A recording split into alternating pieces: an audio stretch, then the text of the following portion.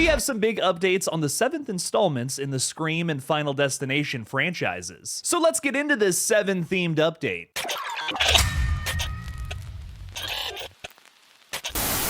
Hey everybody, I'm Killjoy Jake, and instead of having friends, I have horror movies. If you're excited for more Scream and Final Destination on the horizon, just like myself, then make sure to like this video and subscribe for more updates just like this. Also, the best way to support this page is by becoming a channel member. Members and Patreon supporters not only get exclusive weekly videos, but will be able to screen my new short film, Brahmin Synthetic, a week early. Oh yeah, baby, cat's out of the bag. We have a brand new short film coming to my production outlet's YouTube channel, Human Egg Productions. Members of this channel will be able to see it first before it even comes out. You'll hear more about it as we get closer to Halloween. Thank you all so much for your support. Now let's get into the video. Kicking this off with a really exciting Final Destination 7 update, the film has just found its director. New Line is working on a deal with Belgian filmmaker Michel Blanchard. This move comes after Zach Lipovsky and Adam Stein opted not to return for another film. Just to clarify there too, there was no drama or bad blood between Zach Lipovsky, Adam Stein, and all the people who make the Final Destination movies.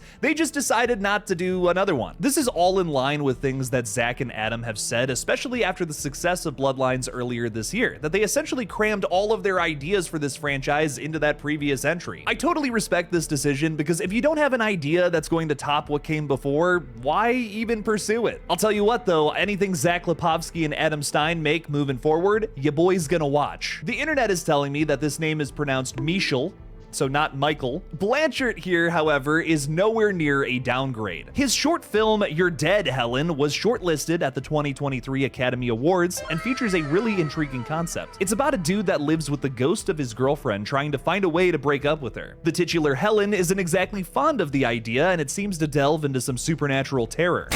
TriStar and producer Sam Raimi are also working on a feature-length English language adaptation of the short right now. I can't find the full short online, but I did find a little 30-second teaser, and it seems like it's diving into some comedy and horror action. That's a great tone to strike if you're making a new Final Destination movie, because I mean, let's be honest, these films are a little campy. They elicit a lot of anxiety and fear of just mundane situations for sure, but they are also a little goofy at times. That's what I think makes this dude an excellent pick for the franchise. Pretty much everyone else from Bloodlines is returning though, like writer Laurie Evans Taylor, penning the script, and franchise producer Craig Perry. This once again sounds like a recipe for success from a franchise that is currently going through a major renaissance. Don't expect part 7 anytime soon, however. These movies do take some time to write, a lot more than the meta slasher we're about to talk about, so I wouldn't expect it any sooner than summer of 2027. Now for the main course here, ladies and gentlemen, getting into some Ghostface action, we had some really big updates just from this past weekend that we gotta break down. Getting into the meat and potatoes of this update, McKenna Grace is once again getting spotlighted for this film in a new article from Collider. While praising her co-star Neve Campbell and reminiscing on the sweet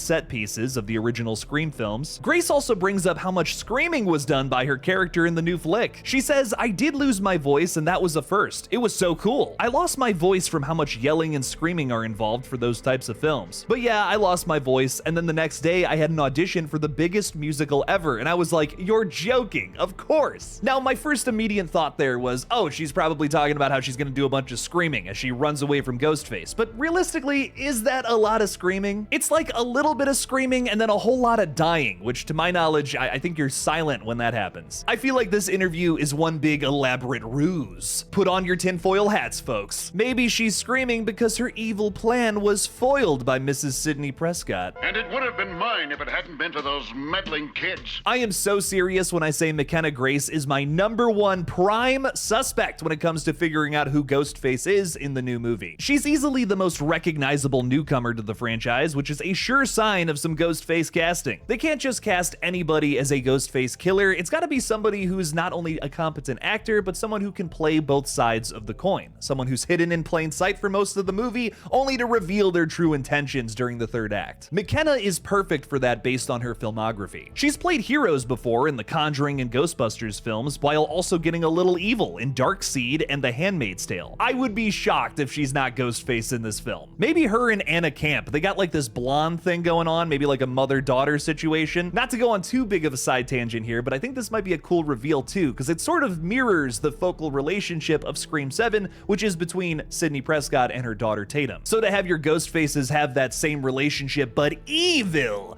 is interesting. Duality, and I'm not talking about the Slipknot song. Diving into the rumor mill here too, our third-party source that we love talking about on this page, Mr. Jude Jarjora, has recently tweeted out a few Scream 7 goodies. He praises Sydney's performance and also says that she at one point tears a birdhouse out of the ground and smashes Ghostface with it. That sounds a little silly, but I'm here for it. The most interesting Sydney tidbit, however, just came today, with Jude saying Kevin cracked the code with Scream 7. There's an actual reason why Sydney's targeted, and it makes total sense. She's not back just because they had to bring her back. She's back because there's a why. It opens the door for her to lead many more after this. Sydney is the motive. You may disagree with this, but the majority of people are certainly going into this film thinking to themselves, how many more ghost faces are gonna come after Sidney Prescott? Isn't this getting a little redundant? The thing about Scream, however, is that you can truly make anything work if you get creative enough. There are so many elements that make this franchise what it is. You can pull from all these different places and make the craziest story work with the right execution. Scream 7 can completely subvert that criticism by making Ghostface's motive this time around something as simple as I want to be the one to kill the legendary Sidney Prescott. Maybe that's why McKenna Grace is screaming so much. She's throwing a fit. Mom, I want to be the one to do it, she says as Anna Camp goes in for the first stab. Sidney Prescott deflects it, and that's how she defeats both of them. I don't know why she learned karate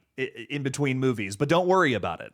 Okay, obviously that's just speculation, but this motive totally rocks and could be something really fresh. Die-hard Scream fans are gonna come to this movie and love it no matter what it is, but general audience members, if they're going to be impressed by a new Scream film, it needs to hit on the franchise tropes that they did so well before in the past and need to continue doing if they're going to continue making a bunch of crazy sequels like this. One of those things that the original Scream did so well was getting inside the head of its audience member. It was taking those criticisms that people had of all the slasher movies that were being made at the time that were just getting old, and it twists those things to do something totally new. So why can't Scream 7 do that but with its own franchise this time around? I think a motive like this could do exactly what Jude is saying here. It would give Sidney a reason to come back, and maybe for many more movies to come. To Ghostface, Sidney Prescott is the white whale, the golden goose. If you kill Sidney Prescott, if you're the Ghostface to do that, oh my god, you'll be in the record books forever. This would totally win me over to the film. I want to see this happen so bad. This works for something like Scream, that is a franchise with endless possibilities. You have that meta element, you have this slasher element, fun characters that come back with each film. It lends itself to a new movie that can totally revolutionize what came before, be a deep thinking popcorn movie, or it could be total trash if you just focus on a single element and not all of the good things that make this franchise so great. Don't do what I Know What You Did Last Summer 2025 did and just rely on the campy fun. You also need a good story, good kills, good reveals, all that fun stuff. That all starts with how creative you get with your why. The ghost faces flavor each movie differently and are one of the big reasons why a Scream film either hits or misses. Can they deliver a good motive for our ghost faces this time around, no matter what it is, or will they just recycle something from the past? Again, we'll find out on February 27th of next year, baby. Which 7th installment are you the most excited for, Scream or Final Destination? Let me know down in the comments below. Thank you all again for watching. Please subscribe, and as always, don't forget to kill it out there, y'all.